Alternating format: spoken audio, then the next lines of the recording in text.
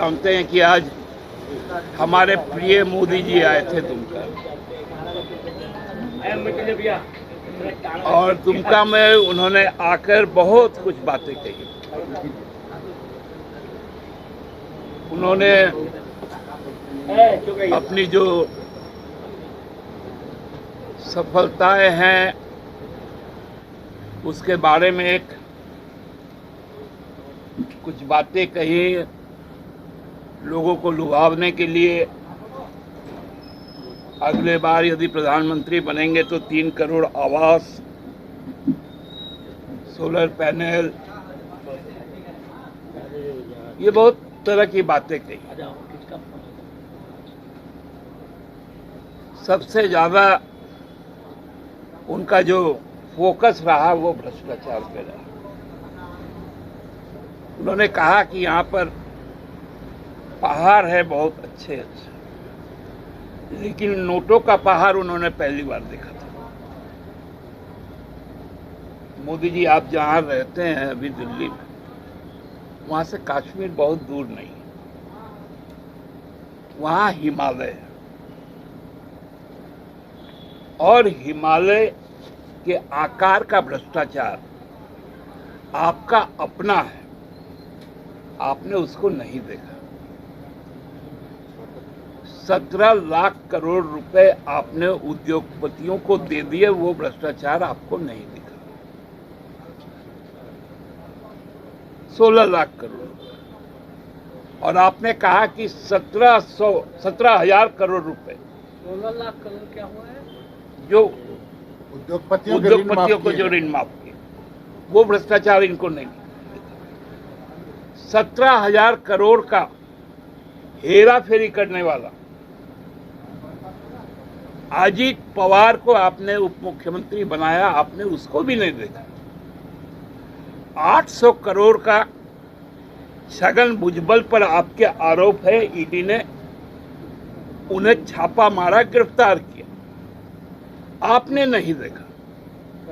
आपको यहां पहाड़ी दिख गया। आपने कहा कि बहुत कुछ यहां से लूटा, सेना की जमीन भी लूटी। मोदी जी को ये मालूम होना चाहिए, सेना के जमीन के लूट के जो आरोपी है विष्णु अग्रवाल, उनको जब ईडी ने गिरफ्तार किया, 6 महीने जेल में रहने के बाद जब वो बेल पर बाहर आए, तो भारत की वित्त मंत्री निर्मला सीतारमण जी रांची पहुंची, और उस पर्टिकुलर व्यक्ति से बाबूलाल जी के समक्ष में उनकी मुलाकात, उन्हें कुछ दस्तावेज सौंपे गए। मोदी जी ये भी देख नहीं पाए कि भ्रष्टाचार, जमीन लूट सेना की करने वाले लोगों का प्रश्रयदाता भारत सरकार का केंद्रीय मंत्री, और वो भी केंद्रीय मंत्री जो वित्त मंत्री है, जो कहती है कि मुझे चुनाव लड़ने का पैसा नहीं। मोदी जी को वहां पर जो भी 20-22 हजार लोग जुटे थे पूरे तीनों लोकसभा क्षेत्र, उनमें एक बच्ची दिख गई जिसके हाथ में फोटो था। उन्होंने उस फोटो को मंगवा लिया, लेकिन मणिपुर की आदिवासी कुकी लड़कियों की नंगी तस्वीर जला के मार देने वाला उनको नहीं दिखा। वो फोटो, मोदी जी, वो बच्ची साक्षी मल्लिक थी जिन्होंने हाथ में बृजभूषण सिंह का फोटो लिया हुआ था, जिसको आपने बचाने का काम। आप बोल नहीं पाएंगे, आप घुसपैठ पे बात कर रहे थे। गोड्डा का पावर प्लांट जो आपने अदानी को दिया, जमीन हमारा, जल हमारे, खनिज हमारा, बिजली बांग्लादेश का। ये कौन घुसपैठ है कि झारखंड की बिजली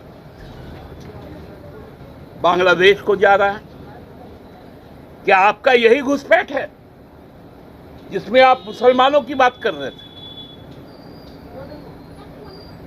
मोदी जी, आपको याद है ना, तेलुगु देशम पार्टी बोल के एक पार्टी जिसने आपके साथ आंध्र प्रदेश में गठबंधन किया है, आपका साझा घोषणा पत्र है, उसमें आपने कहा है कि 4% आरक्षण मुसलमानों की होगी।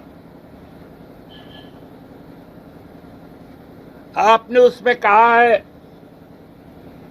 कि हर महीने मस्जिद के रखरखाव के लिए हम 5,000 रुपए देंगे, और यहां आप क्या कर रहे हैं? मैं धर्म के आधार पर आरक्षण नहीं होने दूंगा।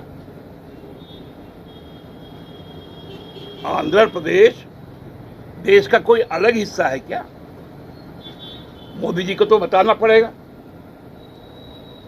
मोदी जी को तो यह भी बताना पड़ेगा कि 2014 में